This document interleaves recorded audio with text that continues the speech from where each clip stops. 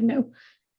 Okay, well, to officially get the party started now, we're here today at the Marine and Coastal Ecology Research Center, hosting another whack-a-mole discussion. It is a Tuesday, but this will be published on Wednesday as always. This is our second discussion, and today we will be talking about the process of publishing scientific papers. And so today we have myself. I usually will host these things unless I am not here. I work a lot on the YouTube channel for the Marine and Coastal Ecology Research Center. We also have our other research assistants, Annabelle and Melissa, and of course our supervisor and leader of everything, Dr. Mithriel MacKay. And we also have three special guests today who are all published. We have Dr. Lawry, Professor Brendan Hurley, and Mr. Michael Baer. And so to get today started, if everyone would just want to go around and kind of introduce themselves really briefly, could we start with our research assistants? We'll go with Annabelle.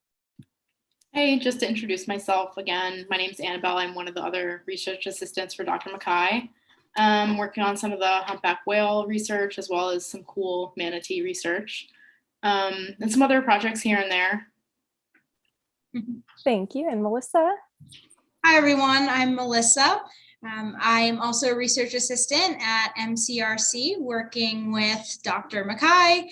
I have been a research assistant and for the center for about a year now. I started as an intern, but I've been primarily working on humpback whale research and projects with Dr. MacKay. Awesome. Thank you. And then we'll go ahead and finish off with our MCERC staff with Dr. MacKay. Hi, everybody. As Sierra said, I'm the director of MCERC. We do research in a lot of education programs. You've met our superstar team of research assistants that we have going. I don't really know a lot to say, Sierra. I think I'm kind of all over the internet now, so. Okay.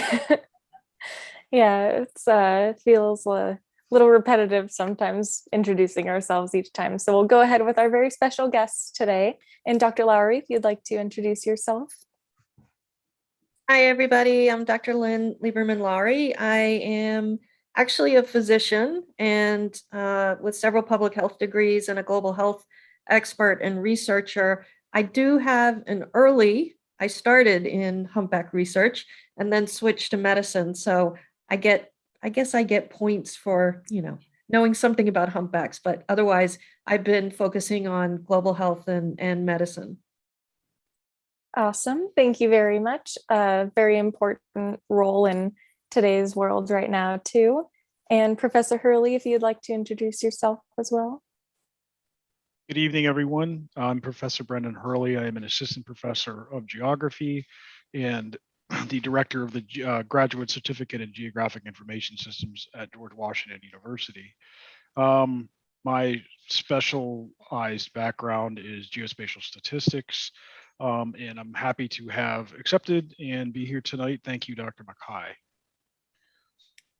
All right, thank you. And Mr. Baer? Yes, hi, I'm Michael Baer. I do not have a doctor in front of my name. I'm not an academic, but I am citizen science director of a nonprofit in San Diego called Ocean Sanctuaries. And we educate and train the public in marine citizen science. And I also run a Facebook group called Citizen Scientists of the Ocean, which anyone is welcome to join if they would like. Happy to be here. Awesome, thank you. We're very happy you guys could all join us today, especially on such short notice, but we're very excited to hear everything that you have to say about your experiences through the process of publication. And so to kind of start the conversation, how did you all learn to write and to publish? Who taught you? What was that process like? Anyone can jump in. I'll go ahead and start. So in my many different versions of me and in academics, it was part of what I had to do for my fellowship after doing residency and a couple of other degrees, and I was required to publish. So I had to have a mentor who walked me through it. Mind you, the first paper I ever wrote probably took me 6 months. Whereas now I can write a paper in 3 days. And that's just basically it's practice. And it's doing it over and over and beating your head against the wall. But I definitely had a mentor who, tried to walk me through it and taught me how to do it. And then after that, it was just doing it, which is painful. Did anyone else have any other different experiences kind of with how they learn? Was everyone mentored, or did anyone kind of just have to figure it out themselves? My role, generally speaking, in publishing has been the method sections. And for when those of you are writing methods, you don't have to reinvent the wheel. You want to heavily cite, follow what other people have done for the most part, and then add your little bit of flair to it. And that generally has worked for me, to just stick with what people have done and see where your data or what type of approach that you've used can slightly change things. And that's a little inching forward of science. Brendan, yours has been a little different too, because you helped me do pieces of some of my publications. I refer to you all the time as a GIS guru. I refer to you that way today. And that's where you are. I don't know anybody who's not any better at it, but to me, the value you bring in is that not only do you come up with some statistics that you can pull out of mapping of things that I would never know were a possibility. You can look at something this way, you can pull it out that way. We can have this tool work for us to do it that way, but you also know the language to write that paragraph or two, to take those maps, put them in the captions, and then those work for publications that are really very specific to what you do. Mm-hmm. Yeah, a lot of that is comes from having to explain it to people over and over. And you move back and forth between lay language and technical language. And some of the stuff that I've written was more technical. Some of it was more towards policy, where they don't care about numbers as much. But it certainly depends on what the target audience is.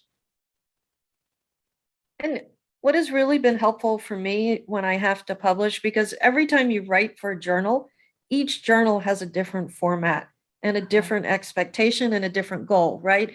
So if let's say I'm going to pick a journal that I think is appropriate for the data that I have, I then go and read 5 to 10 articles that would be similar to what I'm thinking, or manuscripts that I'm thinking about writing, to see how that journal wants it formatted. Because for the most part, some things are sort of cut and paste. The limitations for the work that I do is usually the same. The methods are usually the same, other than it's a different place, a different time. Maybe there was something different. But the journal, every journal that I publish in has a different way of the way that they want it written. Some of them want methods that are, 5,000 words. I mean, it's never 5,000 words, but, let's just say it's 5,000 words. And some of them want the methods to be 1,000 words with the majority of it put in a supplement. So you have to figure out what that journal wants, and then make sure that you read through what they've had in the past so that you know what you're going for. Otherwise, you're just sort of writing without any way of knowing what they really want. And you don't want to send it to them when that's not what they want, because they'll send it back or just refuse it outright. So limits on yours on sections, because I haven't seen. Yeah, no, and not sections, but total word limits. And you have to make sure that if you have a lot of discussion, like mine, frequently you have to sort of do the if then why kind of discussion. Then you really want the methods to be short, because you don't want to spend your entire time talking about the methods, because it's really about the results and the discussion. So that's when you have to balance it. But there is all of the stuff that I publish has a 3,000 to 4,000 word limit, and they don't let you go over. I will tell you that now. You can send it with 45 and say, well, it really needs to be 45, and they'll send it back and say, no, it has to be 4,000. So cut 500 words. Yeah. And so with those limitations, when you're looking at other articles or other publications within the journal that you're looking to publish? How do you go about even choosing the journal that you want to publish in? Is it more limited, or like, do you look at the impact factors, or how do you go about choosing what's important to you? For me, and I know Brendan, both of us are academics, so I'm also an associate professor. And in order to get to the next level, you have to have published in certain journals with a certain impact. So you do need to pick high impact journals. Other times, if I really think that the data needs to go to a certain audience, then I pick a journal that I think that audience needs to see it. Other times, I do think that it needs a bigger impact, then I will go for potentially less of the audience that I need in a higher impact journal because it needs to be out there. Like, for instance, the Ebola research that I've done, I really think that that needed a high impact journal and needed to be to a broader audience than something that I did, which was a champion community development piece in Congo. That could go to a much smaller sort of, or a less impact journal, high impact journal that is specialized in that type of development work. So can you explain what a high impact journal is, Lynn, because this is geared towards people that are just getting into publishing or know they're going to be? Yeah, and maybe Brendan can help as well. I mean, I think for medical and public health and global health journals, the impact is basically a formula that the journal comes up with, like how many people cite, how many people read it, and the audience that it reaches. So, something like the Journal of the American Medical Association, JAMA, that everybody knows, has an impact factor of like 16, whereas something like the British Medical Journal has an impact factor of 5. That doesn't mean that it's less read or that, it's I don't consider it a worse journal. I'm not saying that the impact factor is worse. It just means that it has a much higher viewership and readership and, gets translated into 80 different languages versus BMJ that gets translated into 5 different languages and has a smaller reach, but also has a very important readership. Michael, yours are totally different. Where did you publish? I know you came from a different direction. Sorry, say that again? I was just wondering with Michael, what journals he published in, because I know Michael's publications came from a different direction. Oh, right. So I came at this from a slightly different angle because not being an academic, we usually don't get invitations to publish. So you can imagine my surprise when a few years ago, I got a letter from the Journal of Microbiology Education addressed to Dr. Bear asking me to publish a paper. So I thought, well, they obviously have the wrong guy. They have some other doctor. They have some guy in mind with a doctor in front of his name. And I wrote back and I politely said, I think you have the wrong person here. I'm not a PhD doctor. And the editor wrote back and addressed me, "Dear not Dr. Bear, we would still like you to write for our publication." So then I'm thinking, well, wait a minute, this is the Journal of Microbiology Education. What on earth could be going on here? Since I don't have any background in that either. And it turns out the explanation was they were having a feature edition devoted to citizen science.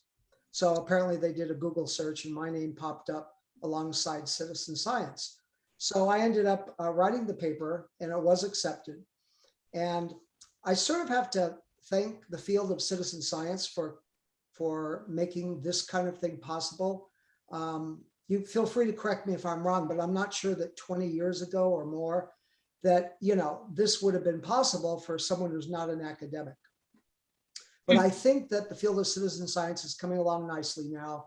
They've looked at the data, they've discovered that it is good for the most part, and that it's an actual field. So I ended up writing a commentary piece for their feature edition on citizen science. So that's how I came to it, rather roundabout way. That's amazing. Does that happen often where people are invited to publish in particular journals? Yola, I've seen calls to groups, like the hurricane paper that we wrote. What is that? 2013.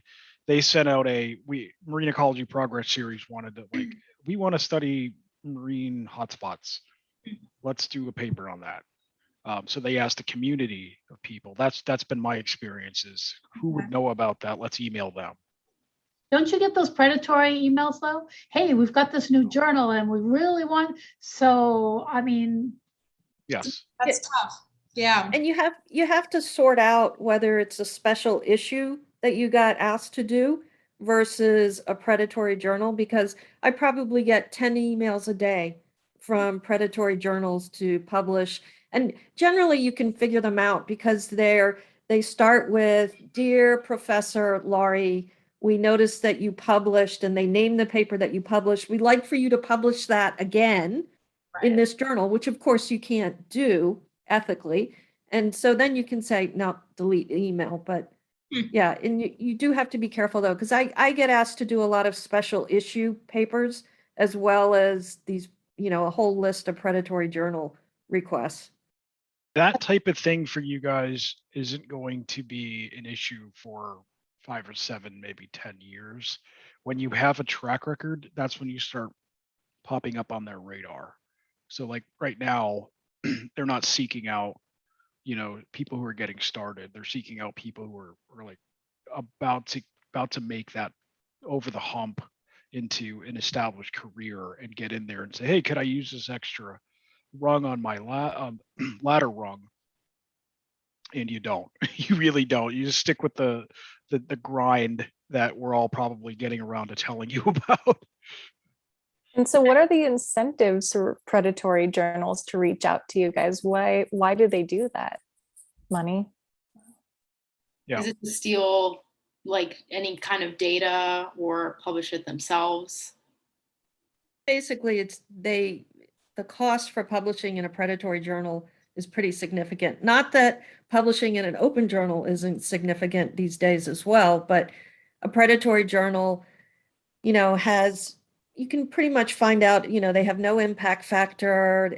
They haven't been around long, but the costs for publishing are quite high, and you can't really figure out if their peer review process is stringent or even a process at all. Like they'll take everything that they get you that you give them because they want the money, right? $5,000, $7,000, $8,000 to publish your piece. Wow. What's the average cost of publishing a paper? Obviously, it depends on the journal, but is there maybe an average cost of publishing? I don't know that there's an average, Melissa, but let's talk about this for a second, because this is a big deal. Yeah. It depends on whether, there's a lot of things it depends on. One is the impact factor and the distribution, so the reputation of the journal. Those all matter. It also depends on if it's open source or whether or not you have to have a license for it. So for example, if you publish in an open source journal, that means you pay more, but more people will read it because there's no paywall between your publication and access for anybody to get to it.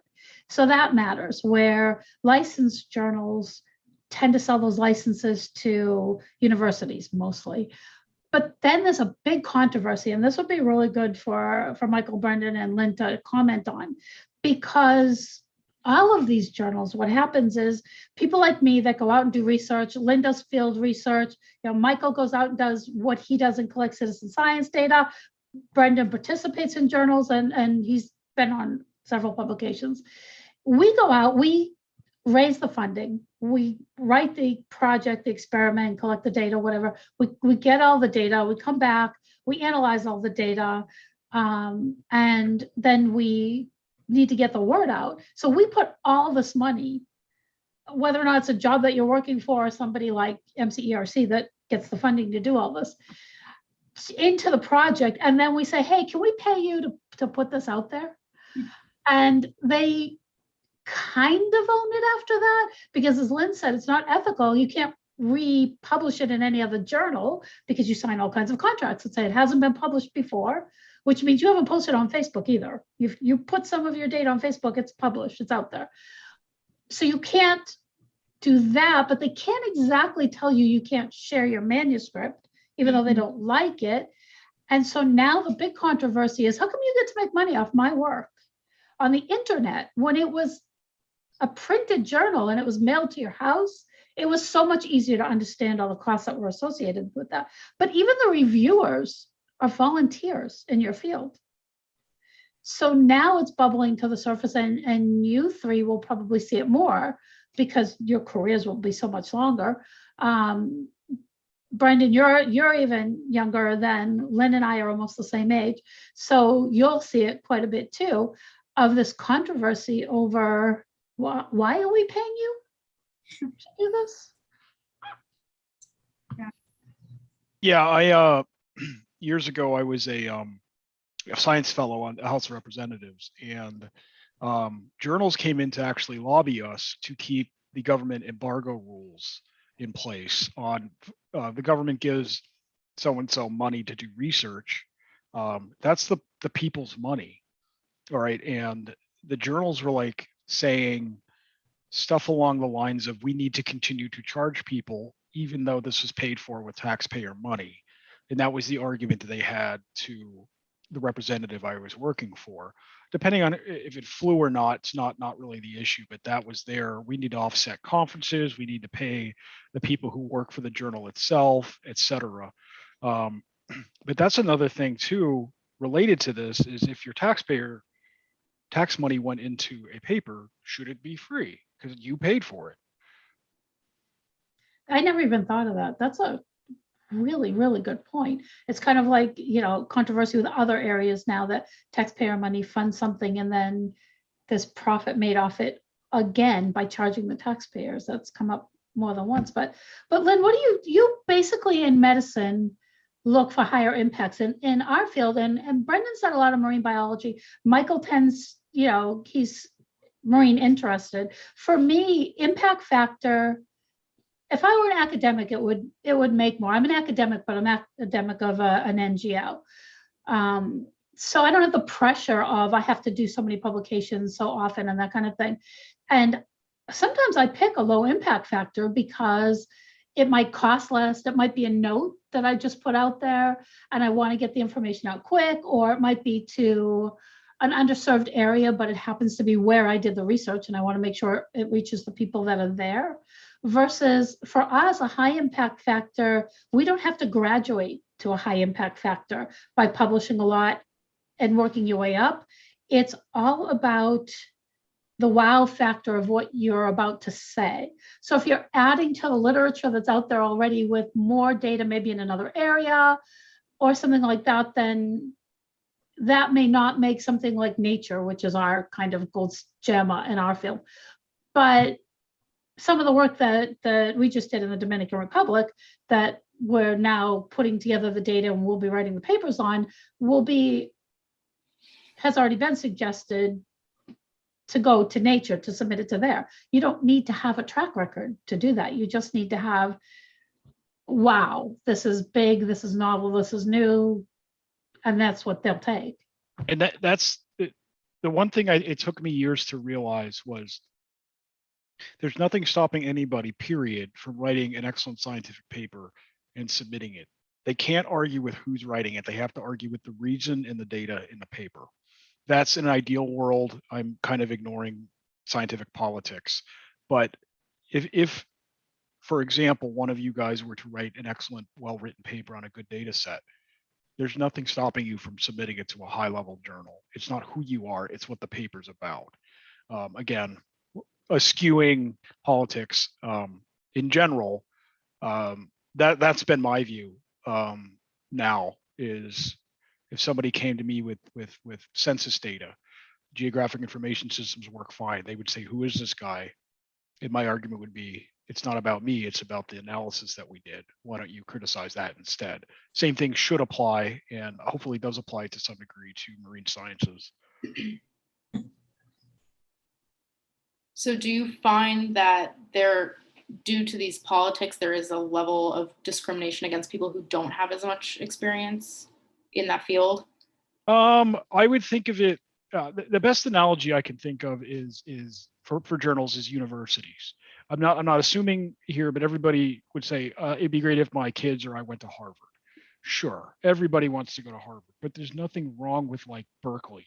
Okay, respected school, fantastic, research wing. It's not Harvard, and you would be fine starting your career. And I'm not bashing Berkeley at all. I'm just saying, for example, if your goal is Harvard, you would want a few publications at something at a level of, UNC Chapel Hill or something like that, where it's a respected, awesome school. It certainly isn't the top tier, 2 or 3. And then those top tier programs would begin to say, okay, so-and-so's making waves. Maybe we should give them the attention that they need. That to me has been the reality of it. I don't even bother, for example, with like marine mammal science anymore. It's just, it's not worth it for me, the headache to deal with it. We have a marine ecology progress series, good people, fine by me. So I'm in the same boat, and my RAs will tell you that we're submitting a couple right now to marine mammal science. Our field, and Brendan, I say our field because you've been involved in marine biology, as an undergraduate when you get your bachelor's degree. I get pulled into sea turtle stuff way more than mammal stuff at this point. Well, so, I'll yeah. get you back soon because you're on my radar, as I've told you recently. But our field is so, it's not small, but everybody knows. And Lynn, you may find this in yours. Michael, you may find this among citizen scientists. I don't know, but everybody knows everybody. And you can get your paper back from reviewers and you know exactly who reviewed your paper. And I wonder, are they giving people the authors' names to the reviewers? Well, it doesn't matter in our fields, because if somebody looks at humpback whale and anywhere between Florida and the British Virgin Islands, Brendan, how many of us are out there doing that work? Yeah, and then you probably have to mention your permit number, and then the thread just goes along, and then. And there are hoops to jump through. There are people that are just, they're going to get in there and their name is on it as an author and it'll go right through. And there are people that maybe don't fit into a certain niche and are not as known, and they may get just a little bit.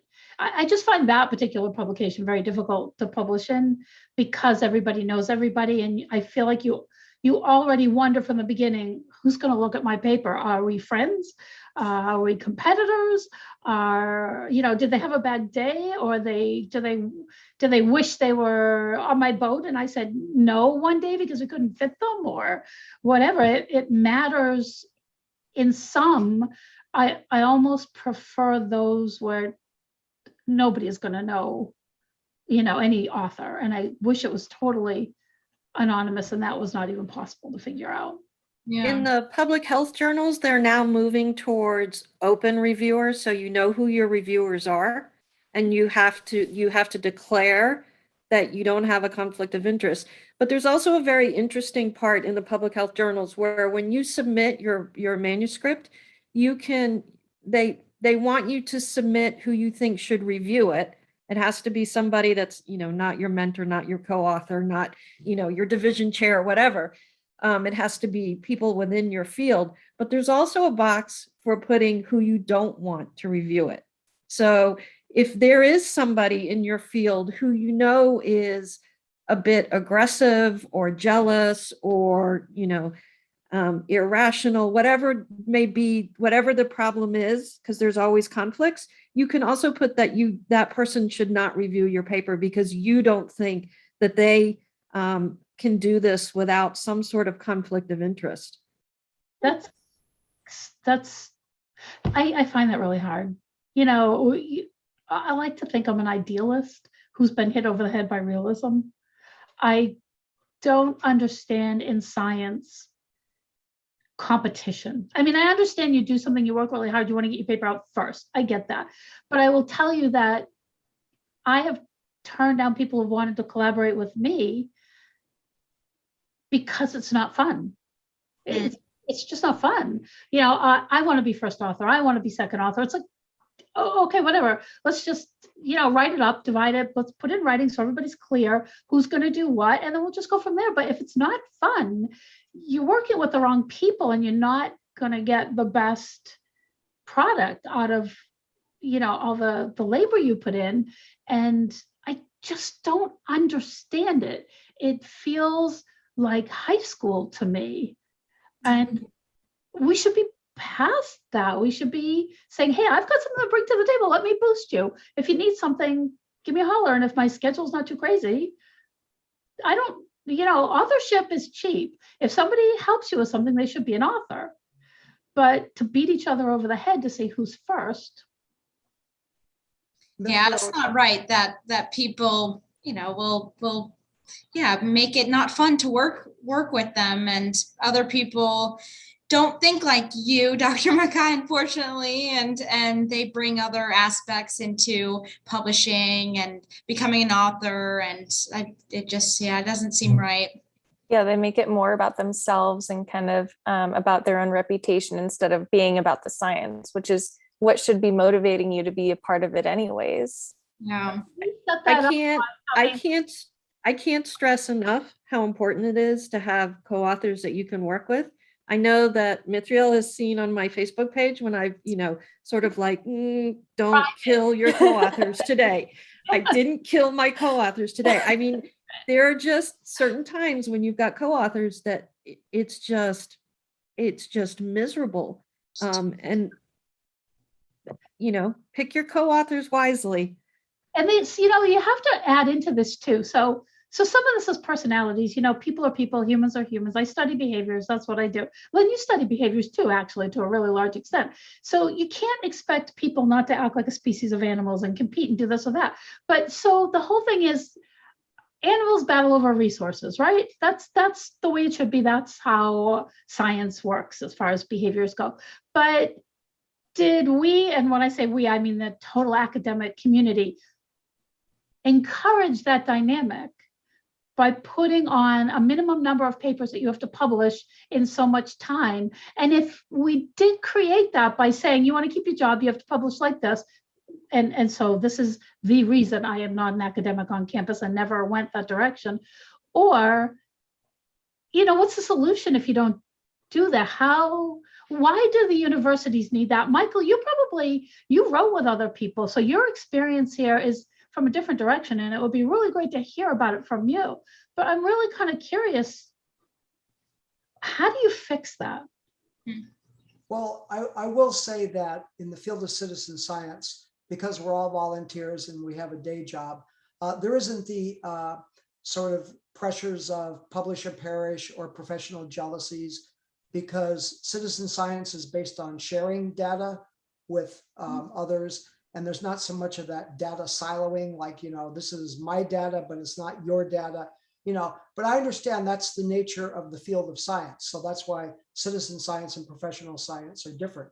However, I will share an experience I had, it was a hard lesson to learn when it comes to publishing, which was, Mithriel, you earlier mentioned about how, especially certain sciences, everyone knows everyone, specialized science, like I don't know what marine mammal science is like, you guys all know each other, and so the citizen science field, being a new field, is growing, and not everyone knows each other. But for the most part, if you've been active in the field, people will, basically know who you are if you've been active. And so I had an unpleasant experience with one citizen science journal, and I'm passing this on as a lesson learned. So you mentioned earlier about the so-called the professional publishing houses, which are behind a paywall, and they charge a fee to look at the papers. And then you have the open source publishing houses, which do not charge the reader, but they charge the author. Okay, sometimes, as many of you know, quite a bit of money, several $1,000s. So the experience I had that I hope someone else can avoid is, now I can't prove this, but what happened was I submitted a paper to a citizen science journal, and they had a section at the bottom where you tick a box that says, tick this box if you would like your fee waived. Okay. So I ticked the box. I wanted the fee waived before I submitted the paper. Now, again, I can't prove there was a relationship there, but I'm here to tell you my advice is don't tell them you want to waive the fee before you submit your paper, because right there you've tipped them off. We're not going to make any money from this guy. Now, I would hope that the paper was turned down on the merits of the data, and that's what I would expect.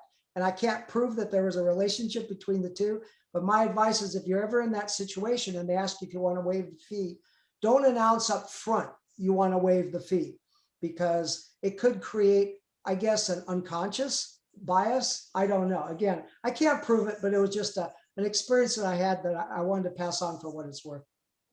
Let me also add to this competition issue. Sometimes there's two issues with co-authors. So one could be competition, and those are people that I'm not going to pick to write a paper with. But there's also time constraints.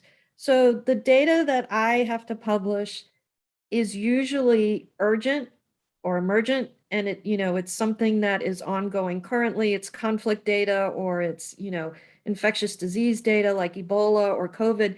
And that has a time stamp on it. You really need to get it out there because it's going to change policy, or it's going to change treatment, or it's going to have some immediate effect that needs to get out there. When you have a co-author, particularly if it's your statistician, who is dragging their feet and not doing what they promised to do and has every excuse in the world why stuff can't get done, then it's going to create a conflict. So you have to also work with people that have the same drive and the same understanding of the importance of getting the data out on a reasonable time frame versus trying to herd cats and get stuff done. And that is sometimes my biggest bear in trying to do this.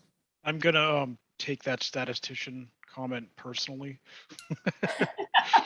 Well, only because you went after Harvard and UNC do I get to lob that one. Plus, I'm a biostatistician, so Okay. but I just don't want to do the stats anymore. I think one thing that needs to be stressed is you are not your work. Okay. You look at your checking account and you're like, I have $413 in it, and they're asking for $4,000 for the publication. Those are two separate realities. All right. That $4,000 should not ever come from your checking account. It should come from grants, outside funding of some sort.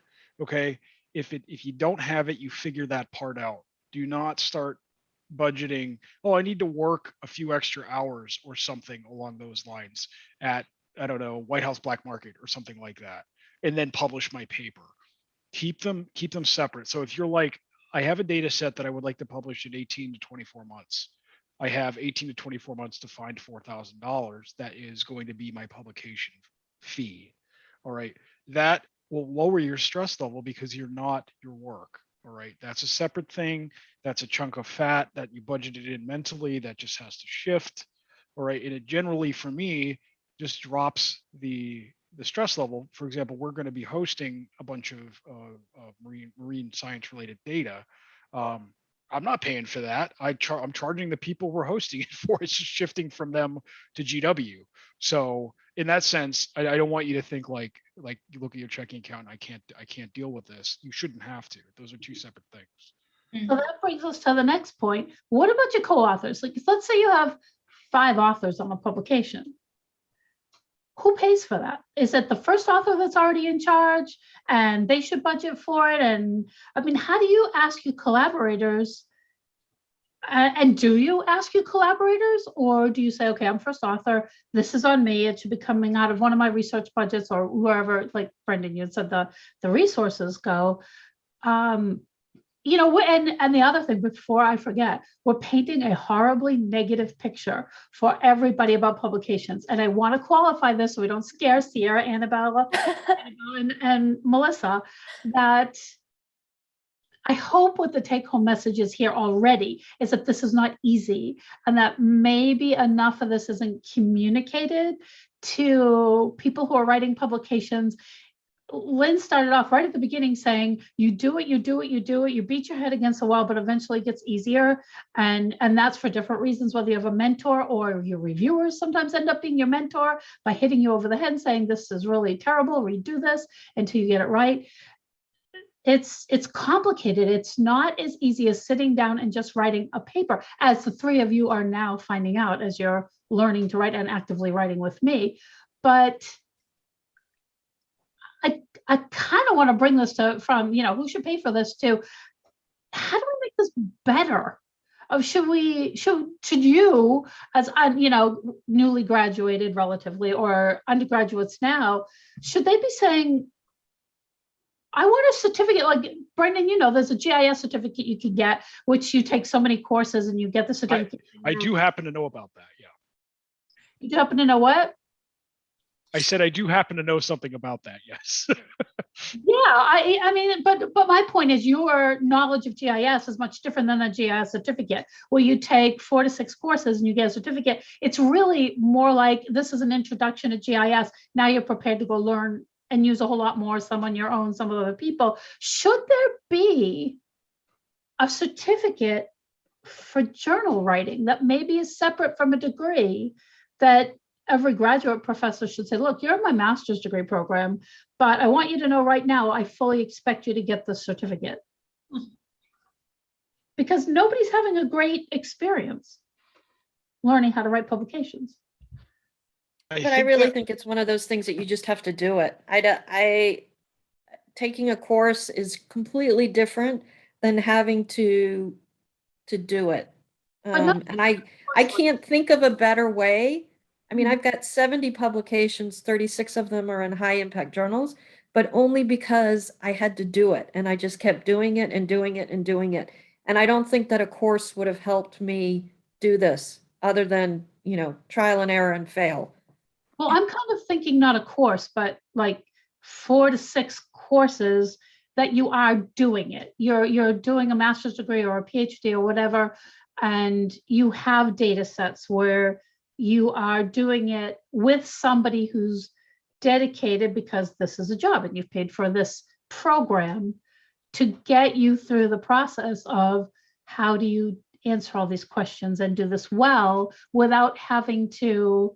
I mean, for me, honestly, I have ADHD and I have really extreme ADHD. I don't think linearly at all. And it is really, really, really difficult for me, to the point of tears, if I'm honest, to actually submit the manuscript to a publication, because every single format is different. And where you put the photos and how you do that is a nightmare for me, to have to patiently dissect every journal and then sit there and figure out where on the page in the computer it is where I just implode and walk away.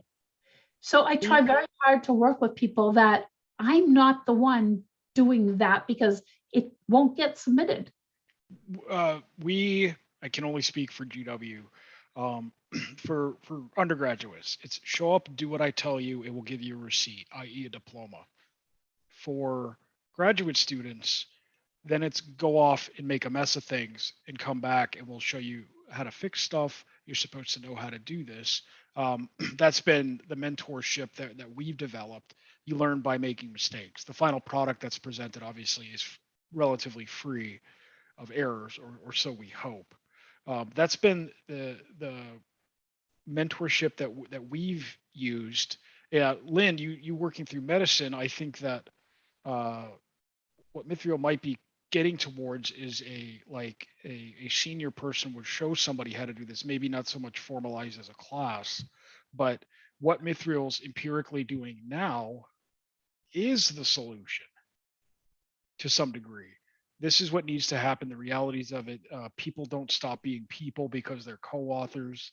Should science be the pinnacle of what we're doing? Of course. In reality, I haven't been able to get a hold of my statistician in 3 weeks. That does happen. People go on vacation.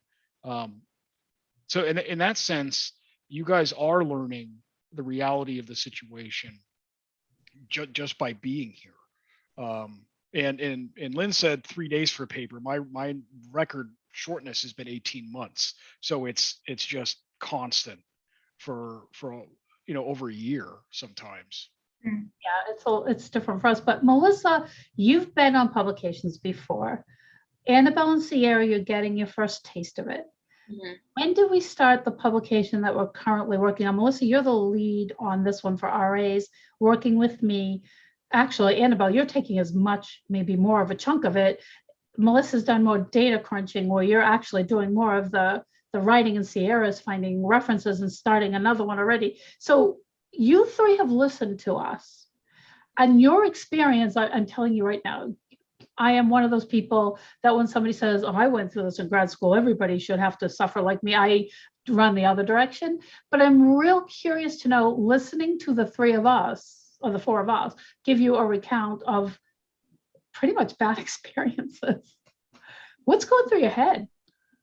I mean, I wouldn't say I'm having like PTSD of bad experiences, but when you said that it's a lot of like banging your head against the wall, going back and doing the same process over and over and over again, I agreed with that because when we meet to do our revisions and edits, it's like, okay, back to the drawing board.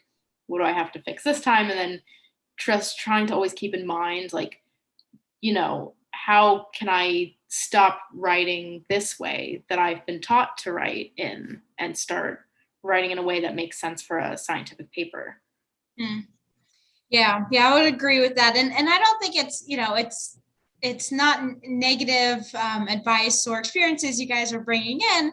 It's all great advice because it's all relevant. And of course, we, as Dr. MacKay just said, we haven't been on any actual publications yet, and you all four have. So it's really interesting. Yeah, seeing your thought processes about it. And it's just kind of reiterating, there's just so much work from everyone involved that goes into a publication. My experience has been, just besides with Dr. MacKay and everyone else on our publication currently, being taught how to write publications in very basic steps in classes for my undergrad work. So I haven't been involved in an actual publication besides this one, but there's a lot of work that goes into the very small details of the publication as well that I definitely wouldn't have imagined, and lots of going back and forth on aspects of it.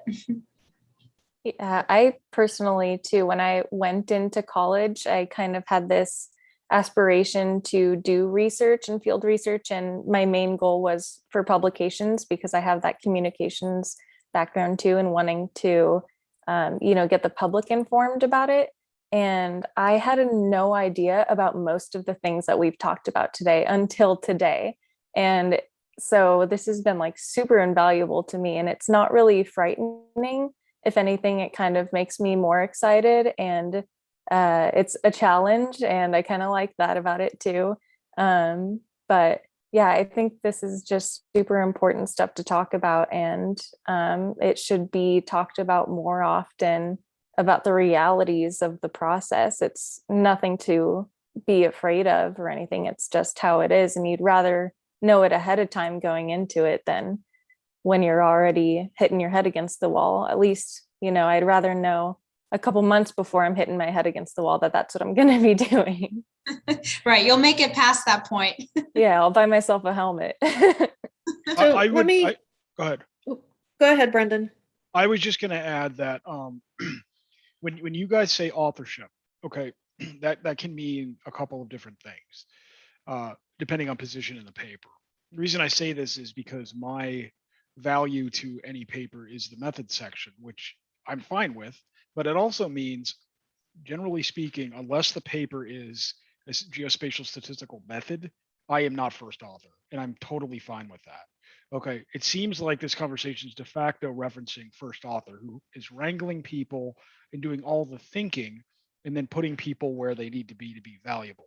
From my experience, if you write a good technical methods section, number one, people leave you alone because they don't know what you're doing a lot of the time, which is kind of cool.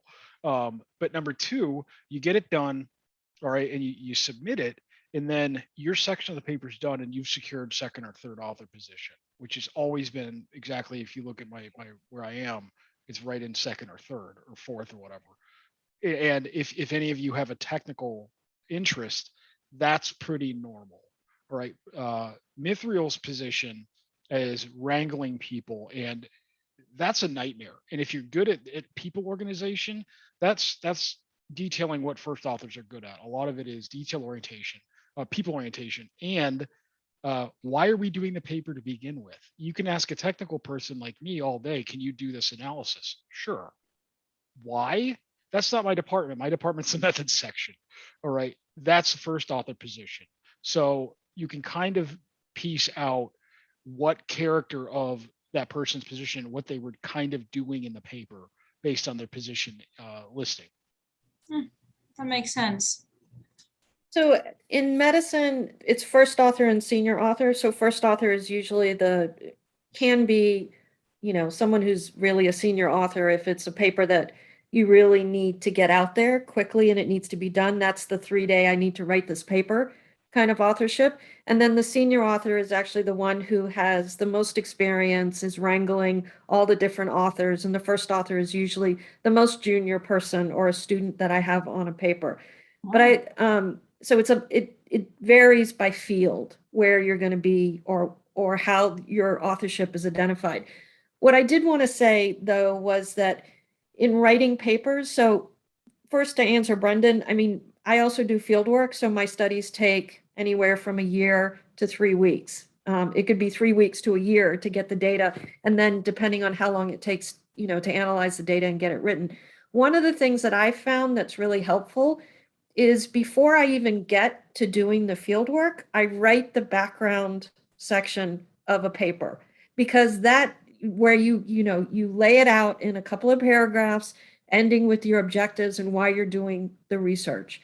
Then when I'm in the field and I'm doing the research, I write the methods section while I am there, because invariably, no matter what I put in the proposal that was going to be the field work, it didn't end up that way.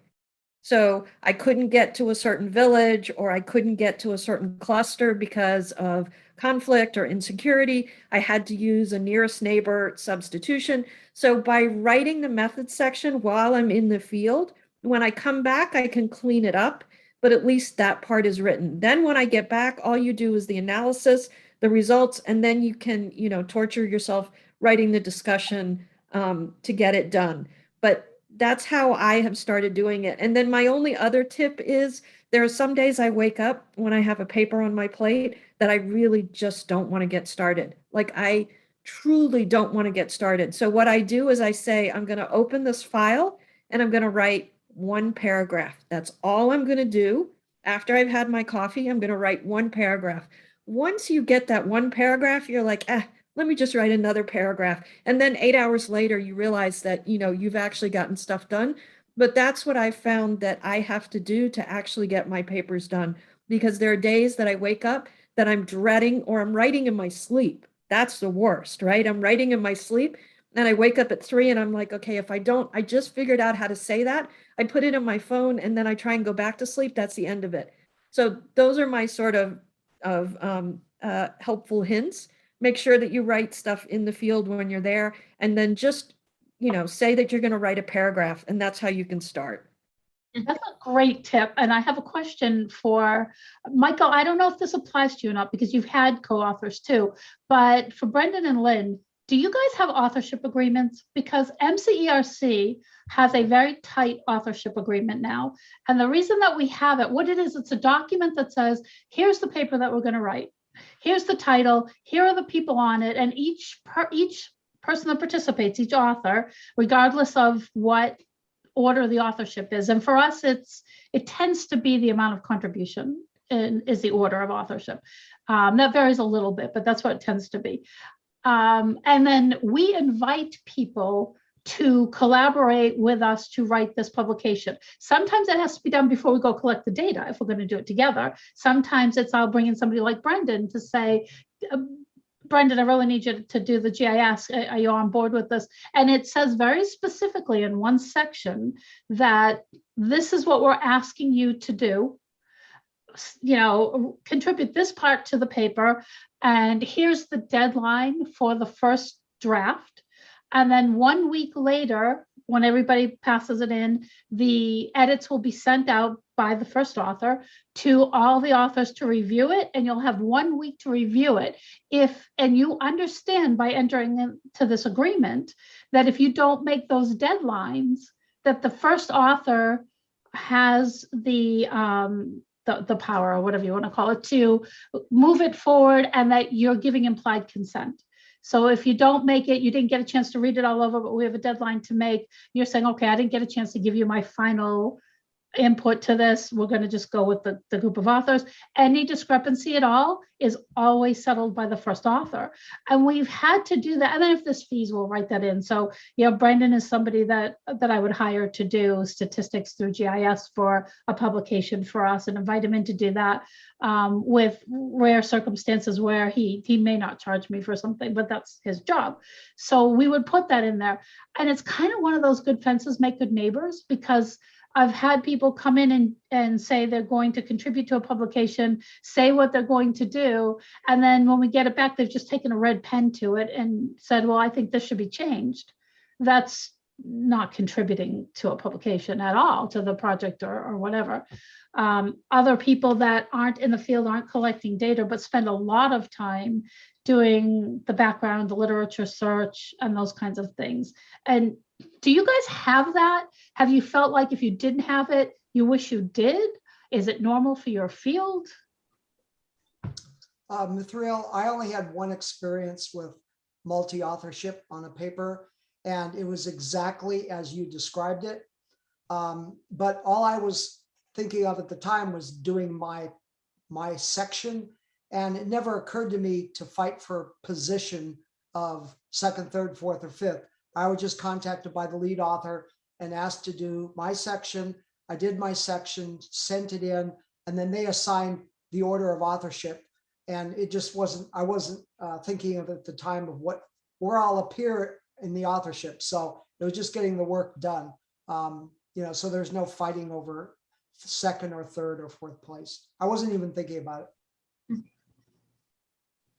Yeah, we don't have authorship agreements, and any public health or medical journal that you publish in, you have to establish, there's a criteria that's established by the journals that tell you whether you make criteria for first or senior or second or third. Second and third, not so much, but first and senior, there's definitely a criteria, and you have to sign that you made that criteria. And even in every article that we publish, there's an author contribution statement where it's standardized that you can say that you, as an author, made those criteria. I've had people approach me and say, look, I'm on campus, I haven't made my quota. If you put me on one of your publications coming up, I'll put you on a couple of mine, so we'll both get publications out there. And I never would do that. It's completely unethical. But we do have those kind of statements. I don't think maybe to the level that you're describing, Lynn, but that says, yeah, I agree, we've all made a contribution. Some of them I've seen new in old journals, but that's why we did it, because we don't have that. Brendan, do you have that in anything that you've done? Couple of things for you guys. One of this, if you're off freelancing, for example, the second question out of your mouth is how much are you paying me should be, am I getting a co-authorship on any subsequent publication, should be the second question. As far as agreements go, I think the biggest hurdle that I've seen for marine science specifically is, do I rate authorship or not? Not so much position. In the rule that I have found that works well is there's three things that a paper requires: data collection, analysis, and writing. If you've done two of them, you qualify for an authorship. If you think it through, like later tonight, is actually a pretty good hurdle. You actually have to sweat a little to get two out of the three there. That has been the most productive rule that I've seen, because it separates the wheat from the chaff. The people who are coattailing in aren't willing to put in one. They'll put in one, but they won't put in two out of the three there. I've generally handled either writing or analysis, or data collection and analysis. The formalized agreement generally has been a phone call or an email or something along those lines. And I've never had anybody break that, contravene what the agreement was, because you can contravene it on one paper, sure, but nobody's going to work with you ever again because you did that to them. And as Mithriel has stated previously, everybody knows each other. So you'll develop a reputation for violating, a gentleman's agreement or something like that. As far as written agreements, I've never actually seen anything that was, I agree to be like third author or something like that. Well, you will. Brace yourself. Okay. But also in my field, any author, regardless of position on the paper, can throw a monkey wrench in the paper because they can say, no, I didn't approve of the changes as such. So nobody has 100% control over what is written. Everybody has to agree. We do And- that, but we put deadlines on it only because the only thing we have one person that has, we needed somebody with a final say. And I'm not always the first author on papers that even have to do with my data, depending on, we have something that's coming up that I have a research associate that'll be taking lead on that. But there's sometimes you just get, well, should we do this? Should we do this? Or somebody that no matter how many drafts you give them does not know how to put down a red pen.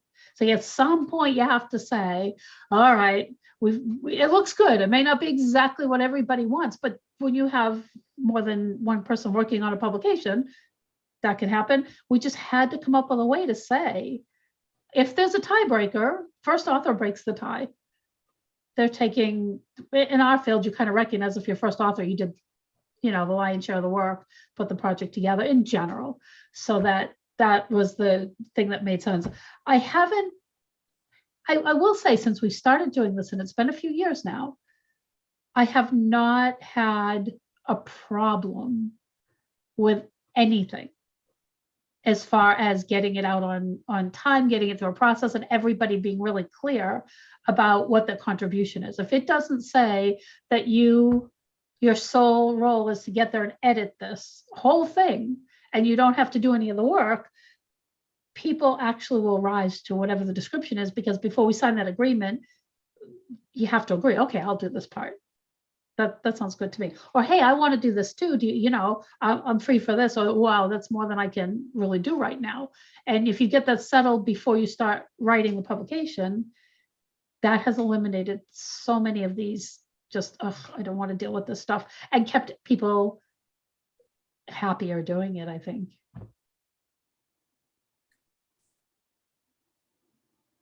Well, that sounds like a good note kind of to end on there too. We're a little over our 1 hour, but I think we've hit like a lot of great points of conversation and a lot of great topics about the process of publication, and not exactly about what it's like to write it, but just everything else about it that isn't talked about, which has been really awesome. I appreciate so much you, Dr. Lawry, Professor Hurley, Mr. Bear, of course, Dr. MacKay, and Annabelle and Melissa. Thank you guys all for coming and sharing all of your perspectives. It's been awesome, and hopefully that this is going to be really helpful for other people that watch this too, and other people coming into the field. And if anyone has any last things they'd like to say before I do a whole send off, then go ahead. But if not, I'll give it a couple seconds and just sign it off. Mm-hmm. Did we traumatize you girls? No, not at all. It was wonderful hearing all of your different perspectives on the whole process of publishing. So thank you, everyone. Yeah, thank you for coming. Luck to you. Thank you. Thank you. Everyone. All right. So with that all being said, thank you everyone who possibly joined us live on YouTube. If not, then you will be seeing this Wednesday. Continue watching every Wednesday when we'll have new episodes of Whack-A-Mole with different guests sharing different perspectives about different topics about getting into the field in marine biology and other areas of science as well. And yeah, with that being said,